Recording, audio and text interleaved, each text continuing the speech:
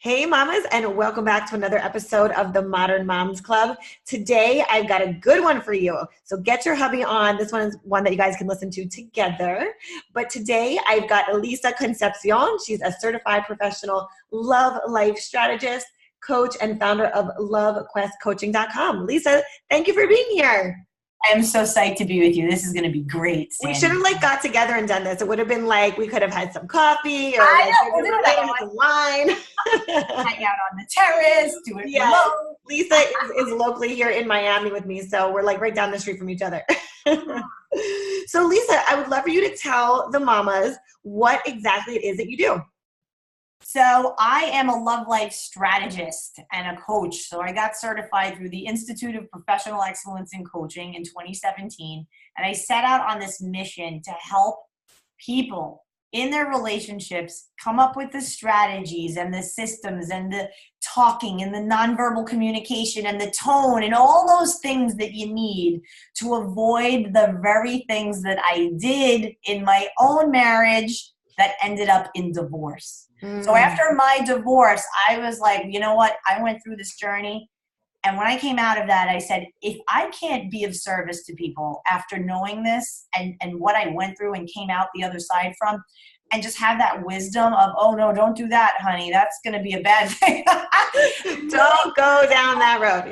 Yeah, because, I always say, Sandi, if I knew me now in 2005, I'd still be with my ex-husband. Yeah. I mean, we learn, you got to go through your situations no matter what you're going through, whether it's something with your family, your relationships, your finances, to get to the other side, you got to grow through it.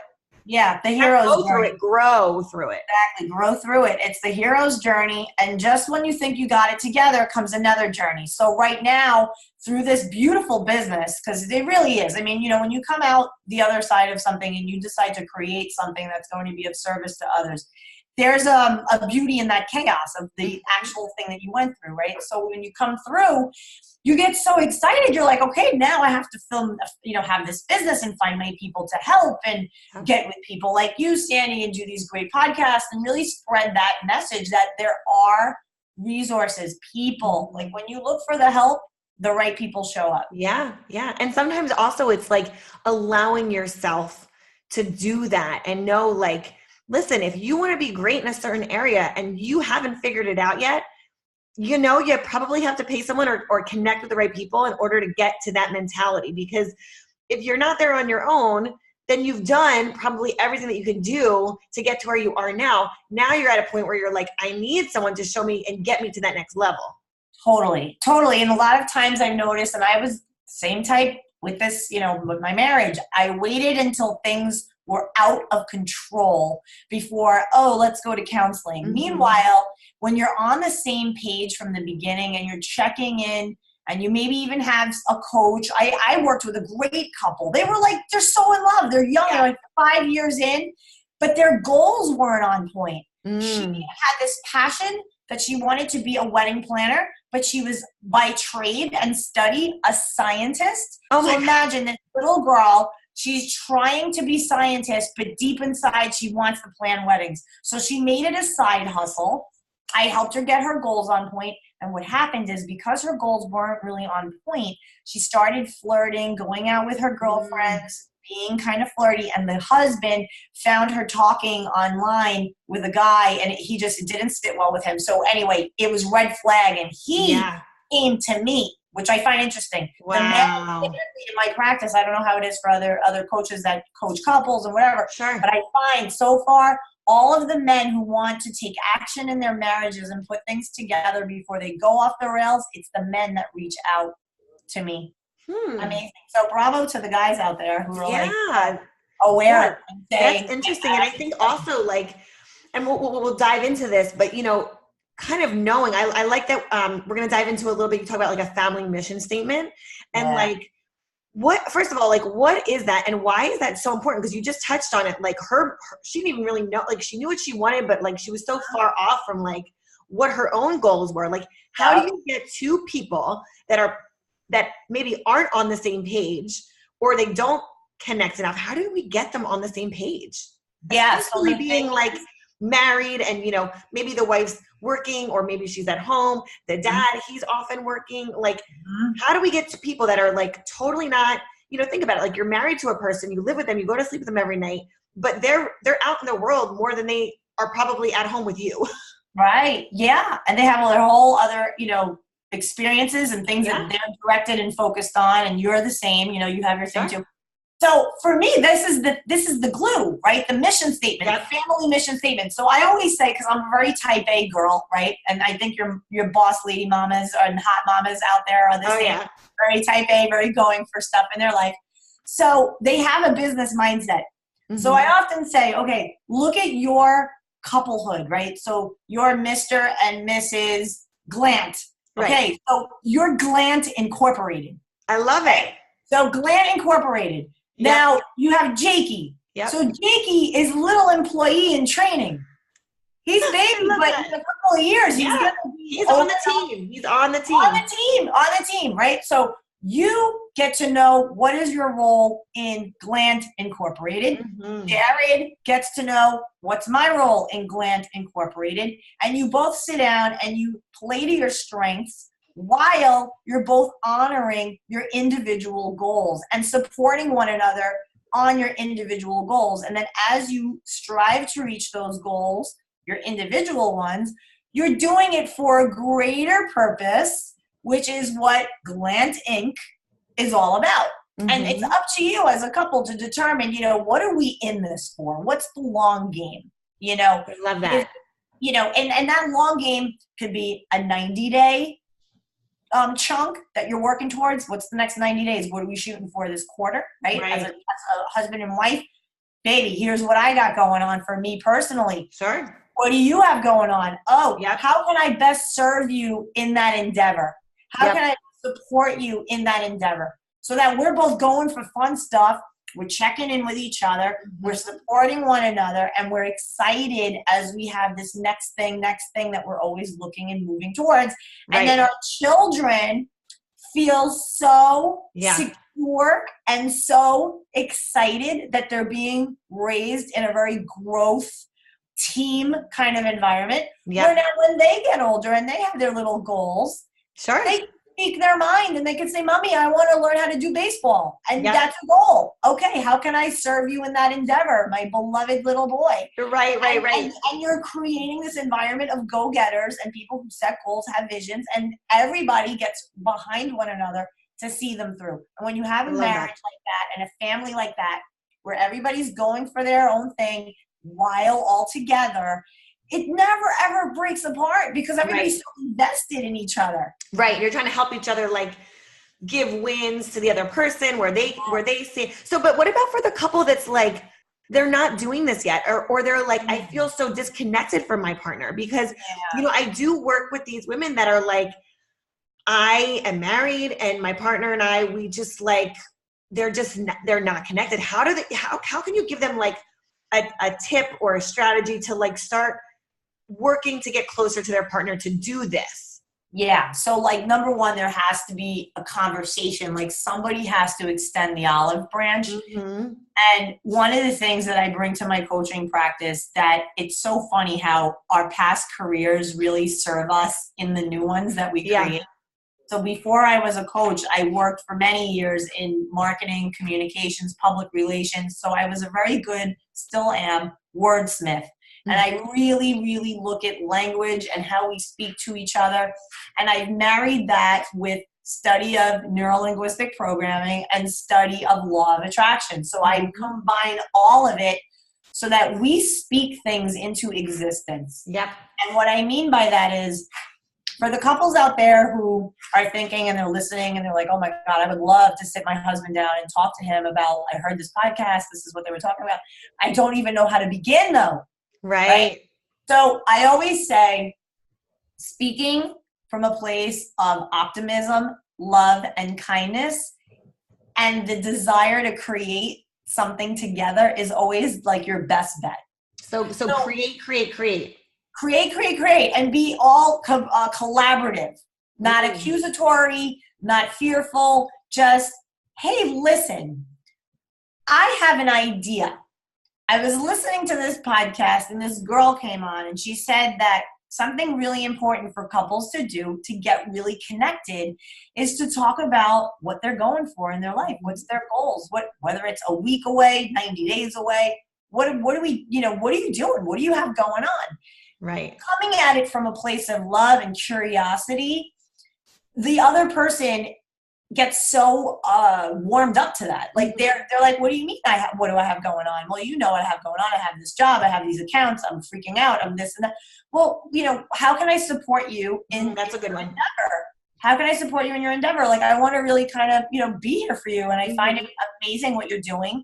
And I don't know if I've told you, but I'm really admiring, the balls you have to go for it the way you go for it. And I just want to know that I am being what you need at this point to help you get to where you're going next. Yeah. And I mean, what a loving conversation, right? Because it's like, it's taking the time for the person that you love. And then, you know what? It's a simple question that I learned from Dr. Wayne Dyer. And he asked, why do you suffer? My love, why do you suffer?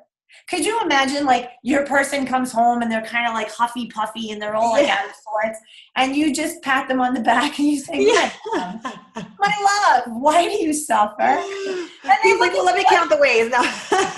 Exactly. But at least you're communicating and you're getting that kind of one-on-one information, the data that you need to. This way you can say, well, of course I don't. And then in speaking it, sometimes they just need to vent it. They just need to like open the communication lines. Totally. They need to hear it out loud. And in that point where you're coming at them from a place of collaboration and curiosity and concern, why are you suffering? It's not judgment, right? It's not, you should do this, you should do that, you're not doing this. No, it's in your perspective of where you are now. Yeah. Why do you suffer?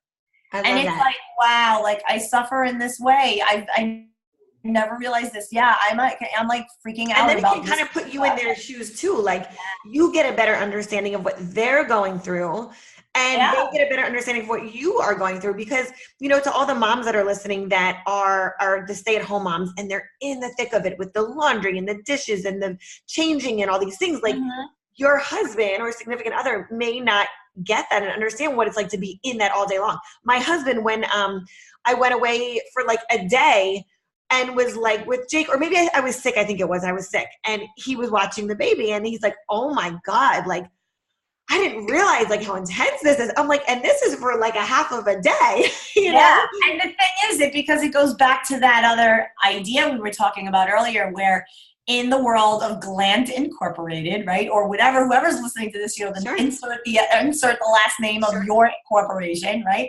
You have your role. Yeah. You have your very clear role. And you're probably good at those things. Like you're good at those things. And listen, you may not love them. Like I don't love doing the dishes or the laundry, but like my husband doesn't love going to work and having to put out fires all day long either. But we both know what we're good at. Right. And so from that perspective, you could own your department. Yeah. So it's like if you look at a company, right? You're not going to have the HR lady who talks about, benefits and dental insurance talking about sales. Right. She's not her wheelhouse. Right. So you let out, and conversely, you're not going to have the sales guy talking about benefits and dental insurance and all this stuff, right? It's just you're playing to your strengths and you're staying in your wheelhouse. So, when you really look at your perspective of like, okay, I am the CEO of me and my life. Mm-hmm. So I have to make sure that I'm communicating with my team the right way, in a way that's nurturing to my soul, nurturing my body, making myself, not skipping meals. I'm taking care of the infrastructure of, Sandi Inc. So important. So important. Inc. Because this is who you're bringing to the bigger corporations. So a lot of moms, right? Like, they go and they're doing, like you just said, laundry and simultaneously baby. Yeah. And then simultaneously podcast or whatever they're doing in their businesses. Maybe they're doing like the CBD oil thing. Like right. Right. Or oil, fitness, whatever it is. Oils. Essential oils, right. Whatever their deal is, they're multitasking. And oftentimes what happens? You forget to eat. Or you forget, you had that salad and it's been sitting on your kitchen counter for 2 hours. You've had 3 bites and the, soggy. Wilted. wilted, awful. And so it's getting into those little hacks where you're always saying, okay, what do I need from me right now? Yeah. And as a mom, it's hard. Like as a mom, it's like we always put ourselves on the back burner of like fuel and fill everybody else up. And then like whatever the leftovers are. Yeah, you're working on fumes. Is like for me. And I think for a lot of the moms and a lot of the moms that I work with and I coach with,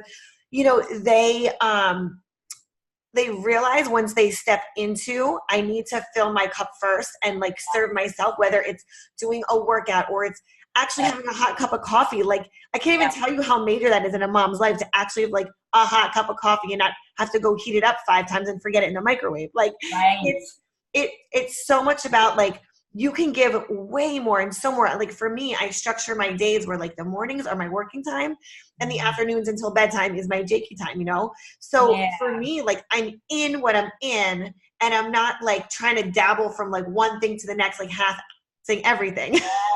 Yeah. Good. So, and what you said was so cool. I saw on your Instagram about the morning routine, the morning ritual, and like waking up earlier when the house is quiet. Yeah. And you get into your intentions for the day, whether it's journaling, a workout, going through email, just getting yourself together. Now it's handled. Yep. Or the tidal wave of husband up and baby up and all that, right? Yes. And it's like checking in with yourself before all the demands of the day come onto you. Yeah. And it's nice to have that alone time. And, sometimes it's an hour and a half, but there's a lot of peace to that and efficiency. Totally. Absolutely. Yeah. So I know that you also, you work with your clients and you talk about rituals versus rules. So I would love for you to explain to all the mamas here, what is that? Okay. So it's like a mental hack where when you say that you have a rule, it's very like NLP, like you're going to be transported to when you were a little kid and your mom said, this is the way it goes. This is our house. This is how the rules are. You don't like the rules when you're 18, you can go. Right. Exactly. Rules in school, right? School, the rules. Oh, yeah. Right. You got to be on time and you have to do this, all these rules.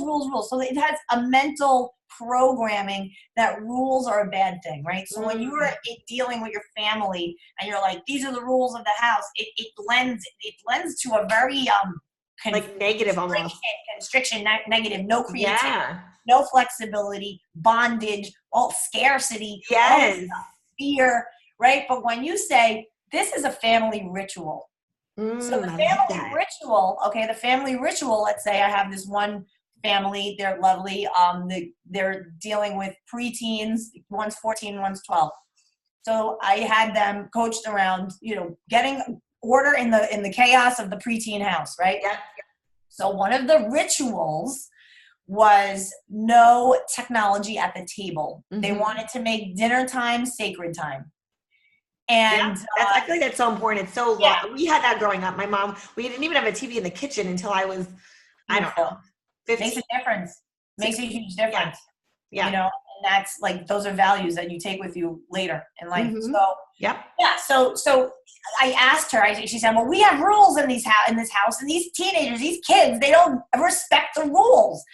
And I'm like, okay, so they have rules, because I always come at coaching from the perspective of everyone involved. Sure, of course, because you can take in all the information and then say, okay, this is what I'm hearing, and like this is like you don't have any like bias or outsider agenda or Exactly. So I come at it like, okay, so when your kids 12 and 14 are at school, they're dealing with rules every minute of every day. They have to be a certain way. And each teacher, they have to, understand the different personalities of each teacher. They have a lot to deal with in the world of rules. So they have probably negative programming about that word. Yeah. So what you want to create for your family is like a sanctuary in your house, like a team. Like this is an environment, that's sacred environment. It's a place of peace.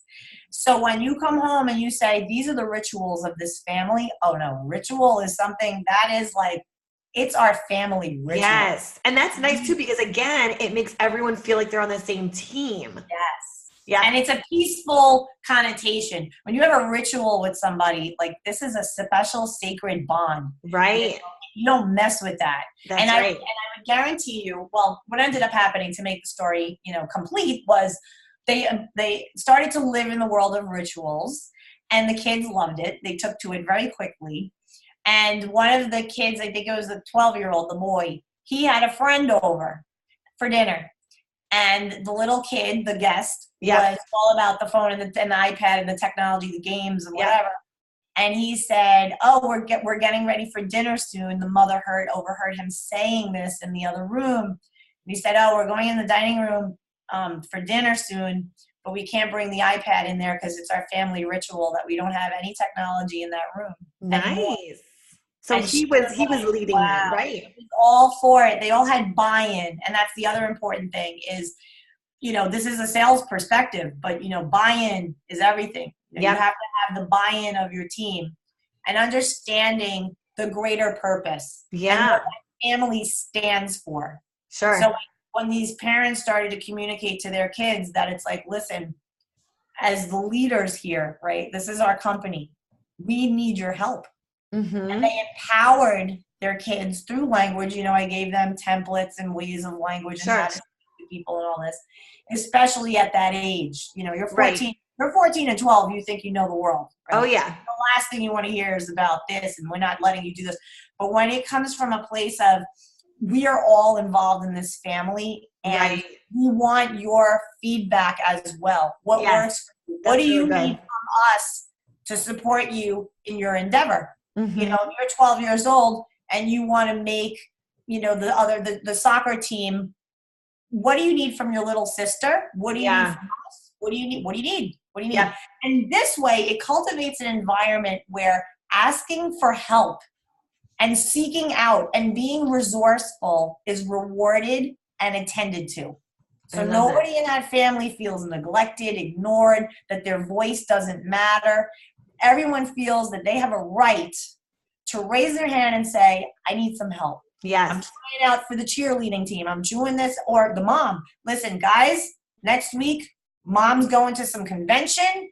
I'm going to have to prepare. Yeah. Here's what I need for you to support mom. Can I count on you? Can I count on that? Yeah. I need rooms clean. I need you guys. I need rooms clean. And, whatever it is, garage swept, whatever your deal is, you make a plan and you're like, I so appreciate the help that I'm getting from you guys. Yeah. You're treating them and empowering them, making them see their vital place in the family. I love it. And I really do, because I feel like, it's important to explain to our kids like why things are happening versus just saying like, you're doing it because I said so.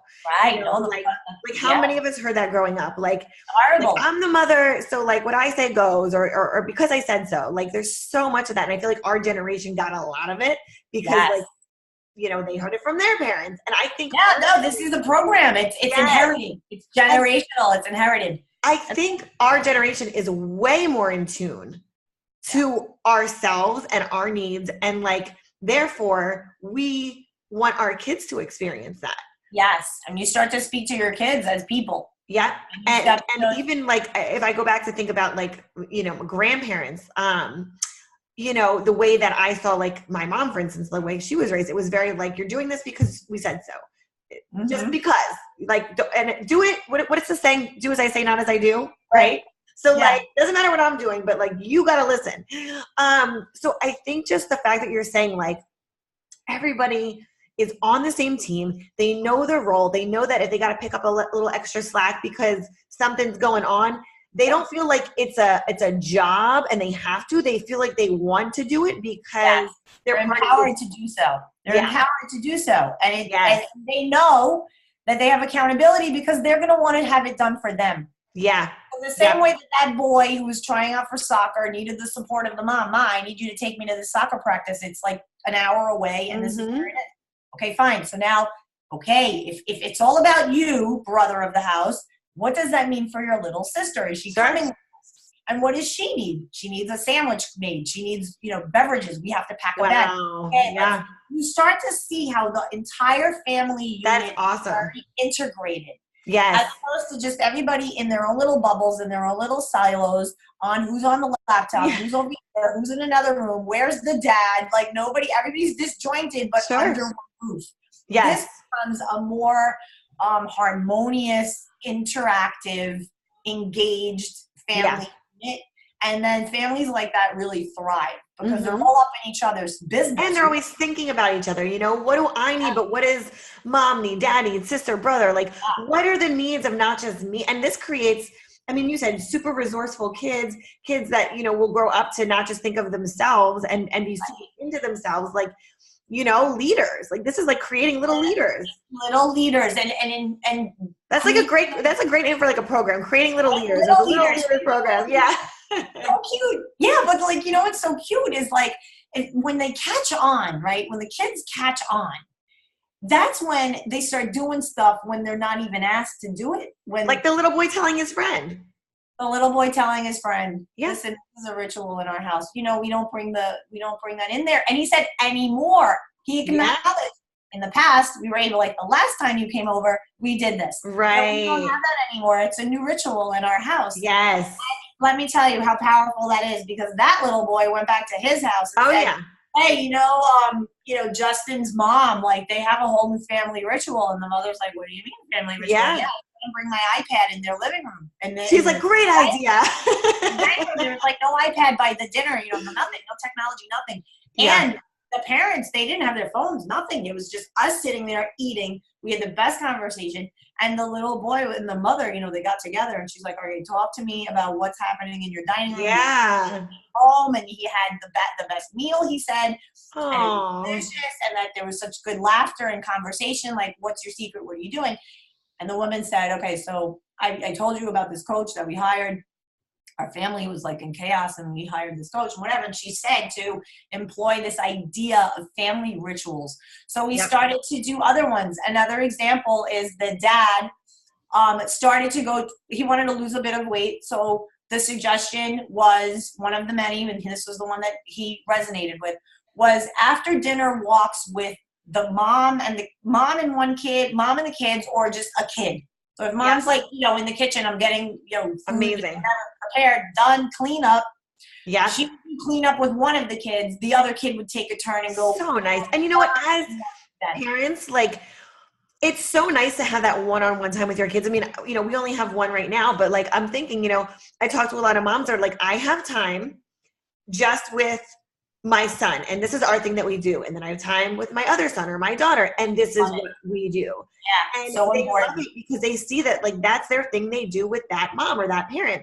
And I know you have a few other activities that inspire that, like bonding time. So I would love for you to share, a few of those, like what they are. Another hack. Yeah. So, the guy ended up, doing these power walks, these post-dinner power walks with like, the 12-year-old, the 14-year-old, he turns. And the dad, they were like on this mission to like get the dad to lose 20 pounds and then like another 20. And he did it. Wow. They were like, oh my God, they're like, come on, Dad. And then they're cheering him on. Yes. And it just like, really bonded them. And sometimes, they're like, listen, sometimes we wouldn't even talk. We would just be huffing, puffing and walking. Yeah. Sometimes we'd be having these deep conversations. So, it really made them and quick. Like, I love the tactical, practical. Yes. Like, learn it and then implement. Implement and see the change. And you can always course correct. You could always adopt it to make it really suit your family. So another thing that was really neat was, and this was a different family, they did the gratitude notebook. That was it. The gratitude notebook on the kitchen counter. Oh. And it was so cute. They had younger kids, right? So it was the mom, the dad, and then like I think an 8-year-old and a 10-year-old. And the gratitude notebook is this thing where you have pens, markers, whatever on the counter in like a little jar and a notebook. And anyone at any time can write a note of gratitude to someone else in the family. Oh, I love that. So it started with the mom individually to the daughter. I love you because I'm grateful for you because, and the boy, the same deal. The dad to the husband wrote, and so how beautiful is it that now you have like a 10-year-old and whatever reading these words to them. Yeah. And then they're encouraged to do the same. So you have like the 8-year-old drawing a picture with hearts. It's so cute. And then it's, for mom. And then the next day to dad. And they all take turns. Yeah. So I even said to the mom, I go, wow, could you imagine, like, now that you have this and everybody loves it, as these kids grow, you can actually take these notebooks and maybe make them into like bound books. You're like, laminate that. You gotta save it. And then like for a wedding gift, like just yes. the whole upbringing. I and, like, love that idea. It's super sweet, you know? So also like there's very much power in manifestation from the written word. So when you handwrite something, I love handwriting. Even like I have an actual physical planner.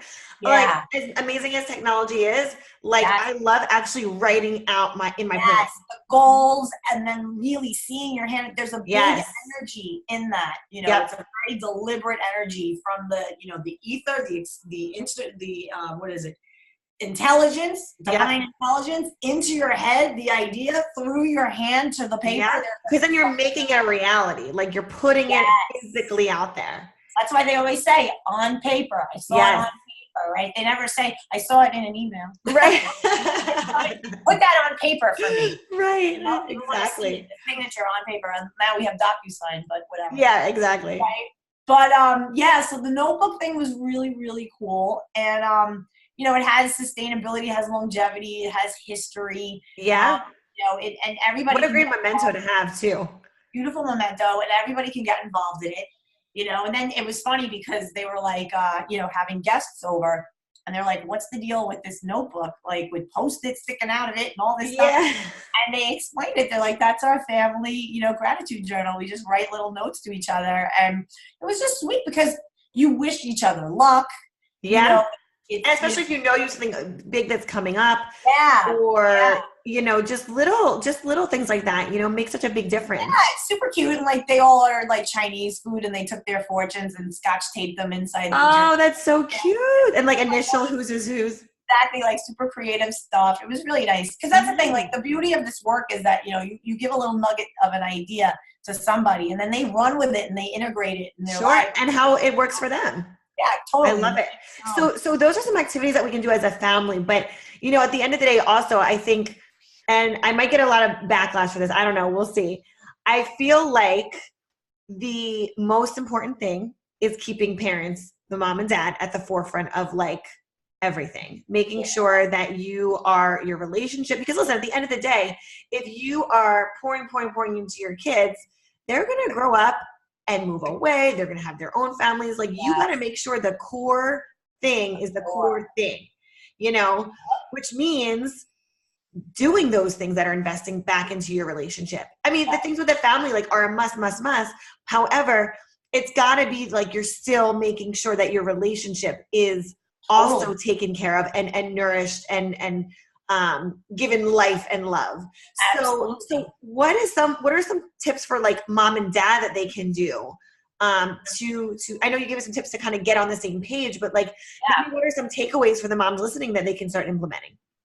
So one of the things that we always hear to death is the importance of the date night. But for some people, it's not easy to like get the babysitter or the family member and the whole production. Yeah.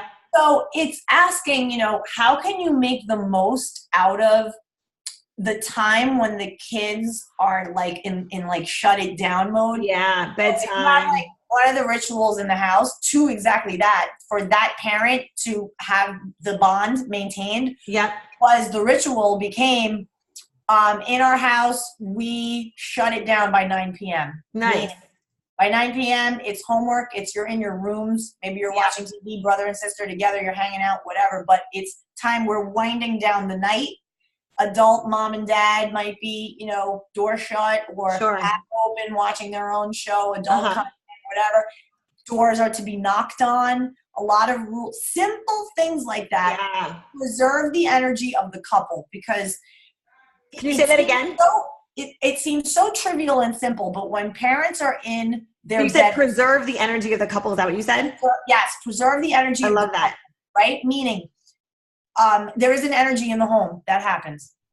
And so let's say you have this policy, and a lot of parents do, where the door is shut, but their door is not shut. And the kids can come in and jump in the bed and whenever they want and whatever. And that's fine when they're little, or you have the monitor and you're different. Once they hit a certain age where you know that they're sleeping through the night, that they're little people now, it is healthy to have healthy boundaries where when doors are shut, a knock happens. You know, so what age is that? What age do you think is like appropriate to start doing that? I mean, I would say probably like around school time. Okay.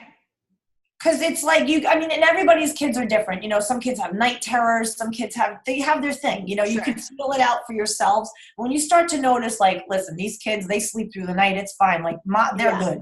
Yeah. That's when you can start to say, listen, 10 p.m., door is shut. These kids are tucked in. Hey, good night, guys. Good night. Right. Like, look, you need us for anything. Of course, we're here. Yes. But it's mommy, daddy time. Yeah. Right? And it's good for them to see that as well. Like, you know, I love it. They feel secure. I was talking to one of my coaching girls that I work with, and she's like, my kids saw my husband and I like kissing in the kitchen, and you know, it's so good for them to see that. Like, it's so good for kids to see like a healthy, loving home. Yes, a lot of affection, and even just healthy boundaries. Like, you know, when little kids are saying like, yeah, you know, I have a bedtime, and you know, when I need something from my mom, you know, I knock on my parents' door, and they might not be awake, and they might be watching a movie. Hey, come in, what's up? You know, it's that respect, and it's reciprocated. I was going to ask you, so mom and dad do also that for the kids? Yes. Yeah. So, you know, there could be. Oh, I love that. My mom used to barge in on me all the time. Oh me too. What was that? Yeah. And then, you know, good morning. Saturday morning. Are you going to sleep the day away? And vacuum and purposely banging the vacuum into my door. And I'm like, did we have the same mom? Generation. It's our generation for sure. Generation for sure. But, you know, it's really, you know, cultivating a family and a couplehood. That's like when the parents are operating from a place of peace, joy, mutual respect, forward momentum, clear directed purpose. That's going to trickle down to the kids. Yes. And you cannot do that if you don't have the quality time together as a couple. Right. You're going to get disjointed and disconnected and whatever. So, you know, something as simple as bedtime. What time are we shutting this party down every night? Is it 9 o'clock? Is it, you know, do we watch TV for an hour? Do we cuddle? We need just kids to bed. Yeah. Hanging out. Even if it's quality, however way you have that quality time. It could be. And what are some good ways for like the parents to connect? Because you gave us some really good tips on like the notebook, the family notebook, and the walks together. So like, what are some ways, you know, that the parents can connect on a level like that? You know, just the two of them. Well, you definitely can. You can do, you know, an intimacy journal. And have that in the bedroom and keep that only in the bedroom where it's you're like, lock that up. You're just like loving up on each other or bringing up some issues, things that you want to talk, making you know, regular weekly check-ins are so important. Like that, you know, that weekly kind of state of the union deal where hey, what's the week ahead? What do you need from me? How are we going to handle this? That I love that. You know, all these deep, meaningful conversations. Like almost like a relationship business meeting. Pretty much. I hate to say business in like the relationship, but at the end of the day, like what's going on? You got to know. You're running your company. Yeah. But then, you know, you also want to have the fun part too. You also want to have, you know, the ritual in the bed. Like, what do you do on a Saturday morning if the kids are still sleeping or they're watching their TV or whatever and they're up without you and they're making their cereal? Yeah. You know, and you have your door shut policy. What do you do from, you know, 8 until 10 in the morning? Like, you can get some stuff. And also, another idea that was really, really cool that we did with these people was that they made almost like a round robin of taking each other's kids. And this works well for kids that are a little older. When they're babies, it's a little bit different. And, you know, you kind of could do it. This one woman did it with her 3-year-old, and she had her sister and her cousin. Okay, so family. So her sister and her cousin, thankfully, they all lived relatively within 20 minutes of one another. Nice. Okay, and the mom too. And they had a roster, and they would make it where it was round robin kids. So the little kids got to play with the cousins. They did. Oh my God, I love that. I grew up. My cousins were my best friends. They still are. I loved it too. And I was an only child, so I loved always having, you know, that kind of energy. Yes. And when my mom, you know, my mom was a young mom. My mom is only 22 years older than I am. So when my mom would go out, dancing, she was divorced. She was, she met my She's stepdad. like, it's my night out. Funny little thing. She's 26 years old. She's dating my stepdad at the time before they were Yeah, married. sure. Oh, and she had her life. I was with my cousins. They were all watching. And it's your family. So it's like, if, it's, it feels right. And it's your family. Yeah, it was great. And it was trust, so, doing that and having that ability to say, okay, you know what? Mitchell and Julie, you guys get this weekend, and you're like full on 72 hours from Friday at 5 o'clock until Sunday at dinner time. Like no kids, you guys. Yeah, wow. We're gonna take the kids. We're gonna go. And you don't have to pay for that either. That's like, this is like there's no money involved in this. You each take turns. And you have fun times. And those are great memories. Great memories. Yes. Some of like my favorite times. And my grandparents would actually do this too, when they would take us down to our shore house in Jersey, and we'd go to the beach, all the cousins together. So like that, like you have the best memories, and you're like, it's not your house. So you're like, okay, this is cool. It's a little bit different. And you get to meet people, like different neighborhood kids. While that's happening, right, the kids are psyched. They're like, oh, we're going to Uncle Julie and Uncle Mike's. And they're all excited, right? You guys now are alone, right? Mm-hmm. Now you could be adults and have a conversation. If you want, you can have naked Saturday around the house naked with each other and whatever, and have that freedom and reconnect on that level. Yeah. And that includes the sex gets better, that connection of like, wow, we got to be adults again, Yes. When you have little kiddie language and thinking, it bangs up the relationship a little bit. Yeah. You're like, whoa, like how do I step into that woman? Now I can dress hot, put my hot shoes on. I know. We go out to dinner, and like, I'm like, this is great. I've got like, a few hours, maybe 3 hours, whatever, to like get up and like go out. But I'm like, I don't drink, because like the next morning I'm going to feel like if I have 2 drinks, I'm like, done, forget it. Yeah, totally. So, and it doesn't even have to be about that. It's not even about, going out. Well, no, what I'm saying is, if you have a full weekend, you're like, oh, I can actually like enjoy. Like, if you have a drink, you can sleep in the next day. That's true. You can actually enjoy yourself a little bit. It is true. You raise a really good point, because one of the things, like one of my clients said to me, like, yeah, date night, great. We go out, we have dinner, we get home. What? The next morning I have to be up because I have to be on like summer duty. Yeah, exactly. And this whole thing in body. And she's like, I'm up at 8 o'clock the next morning. I can't even unwind while I do it. So that was the one that I was like, well, tell me about your extended family. Like, where does everybody live? Yeah. Like, oh, we all live like within 20 minutes of each other. And I said, the tribe. Like dissected everything. And I always say, look, if there's a will, there's a way, right? Yeah. So look at the network, look at your power base, look at who can step up and make the family your best team. Yeah. And I always say too, like, there used to be these tribes, right? Like tribes, like full on tribes. And all the women like were raising all the kids, and it wasn't one woman doing all the cooking, all the cleaning, all the like blah blah blah blah, all the things. Yeah. But today, it's like that, and it's like we're expected to be amazing in every single thing we do, and get it done, and get it done in a timely manner, and like it's just us. Yes. So like another big thing I love to talk about is like creative ways to like get more done in less time. I talk about this in my coaching that I do, and like outsourcing the things that you can outsource that don't cost money, but like you can get more done. And one of the things is like, I say like find other moms that you can maybe for an hour, they have a play date and you go work out, or like this is just like to another level, which is so great because like you're using the resources that you had, your kids have an amazing time and everybody's happy. Totally. And if you have like that good core group of moms where you just can really rely and say, listen, I need to like get a massage or my nails done or my highlights, whatever the deal is, right? Yeah. And take care of yourself. And you can take turns with that, and you could be like, listen, I'm going to treat you to a manicure because you're like going to hook me up while I'm getting mine. And Oh my God. Perfect. Exactly. It becomes this like tribe, and it's very important to have that support. A lot of times the way society is now, we're very siloed. We got away from that. Everybody's very private. But like, how nice would it be if I remember there was a time in my life. I mean, I'm going to date myself. I'm going to turn 48 in about a week. And when I was a kid, everybody knew each other's kids on the block. Yeah, that's how it was for us too. Yeah.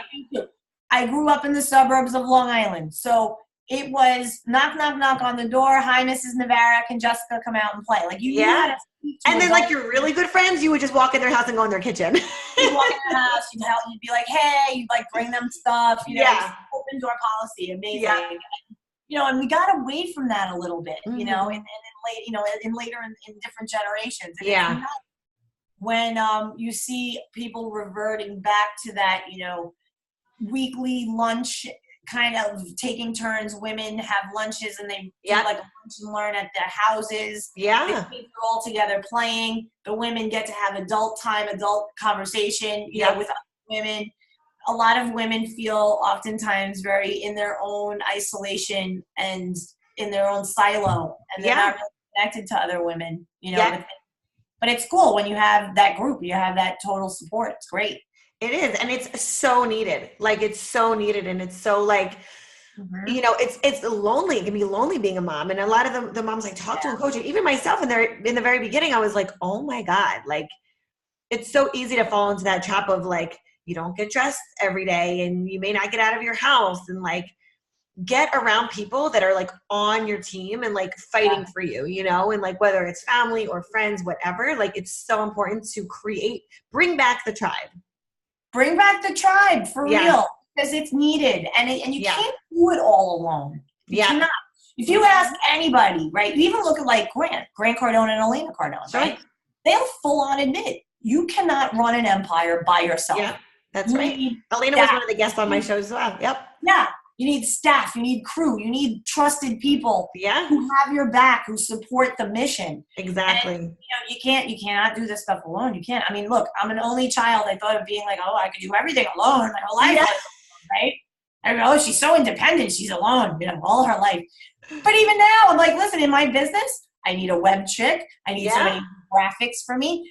You know, all of the pieces to the business so I can serve more people. I'm only one. And that's the thing, like that's the whole purpose is like you can better serve people when you take your strengths and you do your strengths, but then you can take the things that you don't want to do or the things that you rather have somebody else do that's more efficient at it. Right. And use your time wisely to help and serve more people or get more done.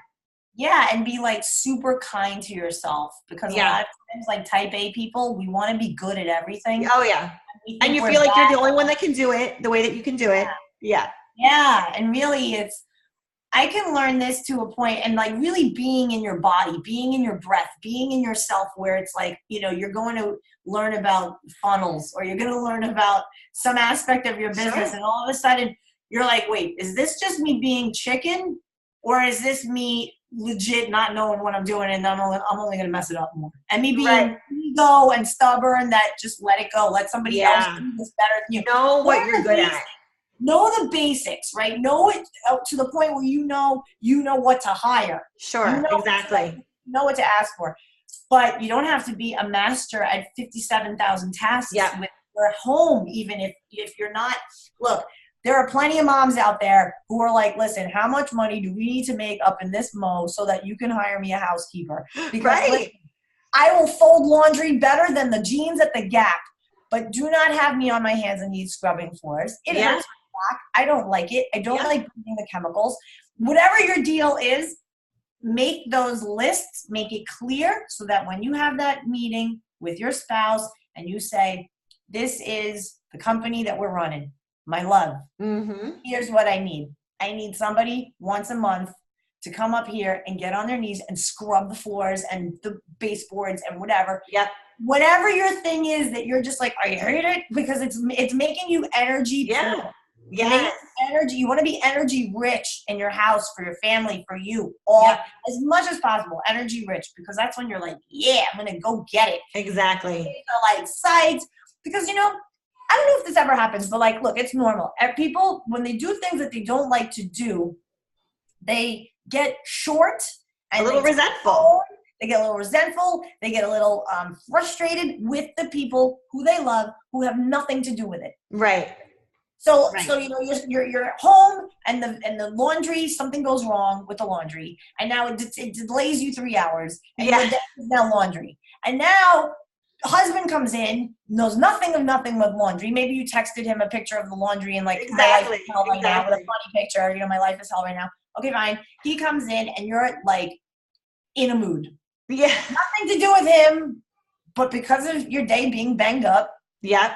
He's the, brunt of that. Yeah. Normal. Is it good? No. But it's a matter of just saying, listen, here's what I need from you right now. Mm-hmm. This laundry thing kicked my butt today. Right. I need to take a bath. I need you just read to the baby, or you handle dinner, or we order out or something. Can you handle that for me, please? Because this is what I need right now. Wrecked my head a bit today. Yeah. And it's, again, knowing how to ask for that support and for what you need from a place of kindness and love and collaboration. Yeah, I love that. So because I love leaving the moms with some type of like action that they can go and implement after these interviews. So what are maybe like 2 or 3 things that they can take now that they have this information, and implement like immediately? Oh, honey, go get yourself a notebook. Yes. I'm doing that. Just spew gratitude to each other and the family, if you're whatever, however age you are. If you have babies, do it with your husband. Until your babies grow up, then you involve them in it too. Exactly. I mean, that is a powerful thing. When you have a book where you're writing every day, every other day, a beautiful, it could be 2 sentences. Yeah. Whatever. It's way better than a text too, because it's actually, like you said, it's in writings. And think about it. Think about look at the case of you and Jared. Imagine you start doing this and implementing this, right? He now is out at work all day. He comes home. He goes in the fridge at 10 o'clock at night, and he sees the book. And he opens the book, and in it is a beautiful note from you. And he's just changes the day. And then he's inspired to write back. And now you don't know of anything of it. And the next morning you wake up and you're in the kitchen in the Jakey and whatever, and you open the book. And there's a note from him to you. Yeah, I love this. And you're flirting. And now you're flirty. And it's just it's and let me tell you, it's a 3-subject notebook and a bunch of cute pens and pencils and whatever. You put them cute in a jar on the counter, and that's just your sacred little spot of a little ritual that you guys can do in your house. Simple, easy, cheapy, and like easy to do. I love it. And like you said, it's cute, it's fun, it's like cost next to nothing. Go to the dollar store and get the stuff and do it. Yeah. Yes. I love that. It's stickers for the kids and make it really fun and unique and cute. And then, the end of the year, you could have a year in review. You look at the whole book back. You sit together. You make, Christmas time. You read your funniest moments, the nicest letters. You have the kids pick out, and what I love is that the kids get to read what dad wrote to mom and what mom wrote to mom. Oh, right. So then you bring they're seeing like, wow, my dad really loves my mom. He loves us too. But look what he wrote to her. And do you know what that does to kids? Do you know what kind of relationships they're going to have their bars? Oh, yeah. It creates an amazing, the biggest thing too, it's like for girls, for them to have that relationship with their fathers and see how their dads treat them, or boys with the moms, it's like that sets a precedence for them for all of their relationships. Listen, if you have a boy, you have Jakey. Yeah. Jakey was raised by a mother who wrote him notes praising him, encouraging him. Mm-hmm. Don't you think that he's going to set the bar high? Oh, so high. That's what Jared says all the time. He's like, you're such a daddy's girl. Your dad set the bar so high. I'm like, aren't you glad he did? Yeah, well, that's the thing. Your vibration and Jared's had to come together because it had to be a match. It was your level of ask had to meet Jared's desire to give. Mm-hmm. How cool is that? Yeah. I love that. I love energy, and one of the things, and I geek out to this all the time because one of the parts of my coaching accreditation was energy leadership master practitioner. Oh, wow. So what's really cool is that I could administer an online assessment of energy, and you can determine the predominant energy that a family is operating in or a couple is operating in. Yeah. And it has a series of questions. It takes a good amount of time. It tells you who's dominant, what does it tell you? So it'll give you a series of questions to show you how you react to things, common stressors, just things very random. Yeah. And you get your own assessment the spouse gets their own, the kids do it too, fine. Yeah. I then get all this data. And I go through and sift through, and I'm like, okay, mom, you're hanging at like a level 3 to level 4 energy. That means that you take a very, it is what it is kind of approach to life. Right. It is what it is. I'm not going to pick my battle. I have to pick my battles, But Right. what we want to get the whole family to an optimal. I mean, look, there's level 7, which is like, what is a family? We're all just souls. It's that kind of thing, right? Create the, you're up out. Okay. Right? And like level 5 is like the optimal. The level 5 is the win-win. It's that spot of the win-win. So when a family is operating from a level 5, you get things where there are rituals, and you get things where there are awareness of everyone in the family unit, and you're not just alone. You're like, how can I help you win, and how can and how can you help me win? Yeah, we're all just winning together. And I love that. If I'm not winning and you're winning, it's no go. If I'm winning and you're not winning, it's no go. We got to have a win-win. So you start to make different decisions. Different. Wow, look at us. Yeah, ooh, we're vibing, Lisa. I love that. Yeah, the way you speak to one another changes too. Yeah. So anyway, that's part of the coaching that I do. It like allows that as an option, but that work is amazing because people are oblivious, and they do this also in jobs. They have energy assessments of teams. Sure. A lot of HR work that can be done with that also. So yeah, it could be applied to social, to family, to friendship, whatever. Yeah. And even individual. So if you want to have like, an energy read, an energy assessment where it's like, wow, I've been hanging out in like level 2, which is like anger a little bit, and level 3. And yet with my children, I'm a level 5. Yeah. And with my husband, I've been hanging out in like very apathetic, very whatever. I don't have the energy to deal with it. And it's right. So you can see where you're putting those. Yeah, so you can see, the relationship. Where you're dominantly, where you're primarily dominant with your energy. And it's fascinating. It's really cool. I love that. Then you can shift it. Once you see it and you know it, you can shift it. Yes. And that's the thing, being aware too. Is like having the awareness allows you to change it. Yeah. Well, Lisa, thank you so much for all this amazing info and knowledge for the mamas. Where can everybody find you and connect with you on and across all social media platforms? Amazing. So thank you for having me. I'm hopeful I served your people well, all the mamas out there. Everyone can find me very simply, lovequestcoaching.com. If you Google that, you're going to find me, my social media, the main website, and from there, my YouTube channel, all kinds of stuff. And if you just want to search me by name, you can do that too, Lisa Concepcion. Awesome. Well, Lisa, again, thank you so much for being here. You guys connect with Lisa, ask her all your questions. You're on Instagram, so they can reach out to you on Instagram. I'm on Instagram. In the DM. Instagram, Lisa Concepcion there. You'll see me. I actually offer a free gift for the hot mamas listening today. I offer a free love life assessment. Perfect. So if you want to come over to Love Quest Coaching, you'll see the thing, click the linky. It says, do you get your assessment? You fill out a few questions, and I come back to you within, it's been like high demand, so be patient. But yes, I try my best to get to everybody. And you know what? Worst comes to worst, I get an assessment. It resonates with me, and we end up doing a quick coffee call, a quick, half hour. So awesome. Love that. Look forward to connecting with as many people as possible. It's great stuff. Well, Lisa, thank you for that and offering that to all the mamas out there. Because listen, whether your relationship is like perfect or you're like, listen, it needs a little work. I feel like at the end of the day, we can always be improving like every single area of our life. So, if the resources are out there, then take advantage of it. So awesome. I love what you're doing. Thank you so much. Yes. We'll see you on the next episode. Thanks, ladies. Bye.